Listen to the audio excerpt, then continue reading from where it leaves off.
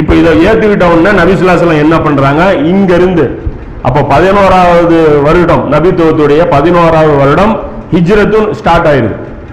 நபி ஸல்லல்லாஹு அலைஹி வஸல்லம் என்ன பண்றாங்க, முதல்ல ஒரு பேட்ச் வந்து மதீனாவுக்கு இவங்க கூடவே அந்த 12 பேர் வந்தாங்க இல்லையா, அவங்க கூடவே அனுப்பிடுறாங்க. யாரு போறாங்க அப்படின்னா முஸஅப் பின் உமைர். முஸஅப் பின் உமைர் தெரியுமா, ரொம்ப ஃபேமஸான சஹாபி.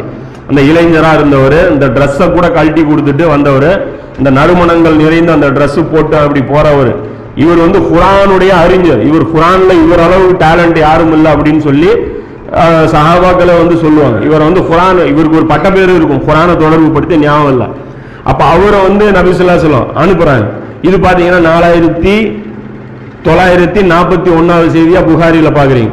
பராவு பின் ஆசிப் ரலியல்லாஹு அன்ஹு அவர்கள் அவங்க சொல்றாங்க, நபி தோழர்களில் எங்களிடம் முதலில் வந்தவர்கள் முஸஅப் பின் உமைர் அவர்களும் அப்துல்லா இப்னு உம்மி மக்தும் அவர்களும் தான். அவர்கள் இருவரும் எங்களுக்கு குர்ஆனை கற்று தரலானார்கள்.